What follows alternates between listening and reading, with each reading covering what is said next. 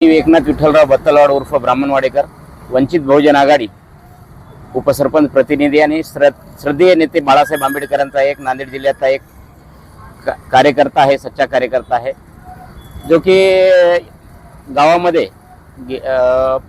19 तारखेला गेल्या महिन्यामध्ये अखंड हरिनाम सप्ताहाचं आयोजन दरवर्षी करतो मी। आणि त्या अखंड हरिनाम सप्ताहामध्ये काही गावातल्या गावगुंडांनी ज्यांच्यावर 307 ची 2020 ची केस आहे, त्यांनी गांजा पिऊन धिंगाणा घातला। त्याची केस मी 19 तारखेला विमानतळ पोलीस स्टेशनमध्ये दाखल केली, परंतु 19 तारखेच्या नंतर 7 दिवसानंतर माझा सप्ताह संपल्यानंतर 25 तारखेला मी पोलीस स्टेशनला गेलो। साहेब, तुम्ही आरोपीला अटक केलं का म्हणून।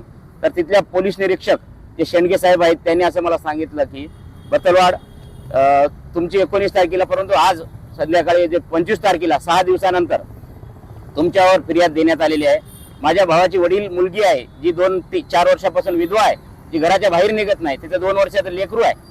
त्या महिलेवर, त्या माझ्या पुतणीवर सुद्धा यांनी गुन्हा दाखल केलेला आहे। या गुन्हा दाखल जे नांदेड दक्षिण विधानसभा मतदारसंघाचे जे विद्यमान आमदार आहे आनंदराव बोंडारकर, ज्यांचं शिक्षण कमी आहे, ज्ञान कमी आहे, की कुठलीही गोष्ट करते वेळेस आपण लोकशाहीमध्ये राहतो, राज्यशाहीमध्ये राहत नाही। आपल्या देशामध्ये विश्वरत्न डॉक्टर बाबासाहेब आंबेडकरांची लोकशाही आहे आणि त्या लोकशाहीनुसार त्या बोंडारकरांनी 19 तारखेची घटना आणि 25 तारखेची घटना 7 दिवसाचा डिफरन्स आहे। 19 तारखेच्या घटनेला 7 दिवसानंतर आरोपीला त्या 307 च्या फिर्याद द्यायला लावली आणि माझ्या सर्व कुटुंबावर गुन्हे दाखल केलेले आहेत। त्याचा निषेध म्हणून आमदाराच्या विरोधामध्ये गुन्हा दाखल करण्यासाठी आणि श्रद्धेय नेते बाळासाहेब आंबेडकर, लोकायुक्त, मुख्यमंत्री, गृहमंत्री, विधानसभा अध्यक्ष आणि राज्यपाल यांच्याकडे मी विधानसभा त्या आमदाराची तक्रार केलेली आहे की बाबा हे असं का आहे। त्यांचं मेडिकल मी 307 ते मागवलेलं आहे की 7 दिवसानंतर का गुन्हा दाखल होतो। त्या व्यतिरिक्त ब्राह्मणवाड्यामध्ये गट नंबर 29 मध्ये जे 2020 मध्ये मी तक्रार केली होती आणि त्या रेती माफियाने माझ्या पुतण्याचा पाय तोडून टाकला। तर तिथं 2000 बरास रेती दर 2 महिन्याला होत असते, 2 महिन्याखालची रेती तिथं होती आणि रात्री उपोषणाला बसल्यामुळे रात्री 9 वाजता त्या रेती माफियाने ती रेती उचलण्याचा प्रयत्न केला।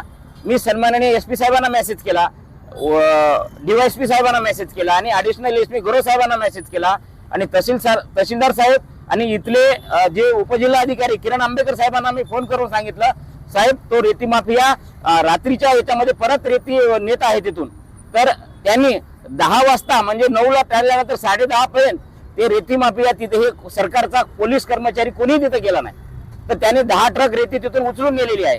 मग या सरकारने, या RDC साहेबांनी जे 2020 मध्ये नांदेडला तहसीलदार होते त्या रेती माफियावर काय कारवाई केली, हा माझा प्रश्न आहे। कालपासून सकाळी 12 पासून माझं उपोषण चालू आहे, आमरण, आणि आताच डॉक्टरांनी मला तब्येतीची काळजी घेण्यासाठी सांगितलेलं आहे। माझी शुगर वाढलेली आहे आणि कारवाई तर होऊन जाईल, परंतु काल रात्री काय यांनी त्या रेती माफियाशी संगनमत करून जर रेती त्याने काल जप्त केली असेल रात्री 10 वाजता, तर तिथं कारवाई केली का, हा माझा प्रश्न आहे। आणि माझ्या परिवाराला या रेती माफियापासून, गुंडापासून पोलीस संरक्षण देणार आहे का सरकार, हे बी मला या सरकारला विचारायचं आहे।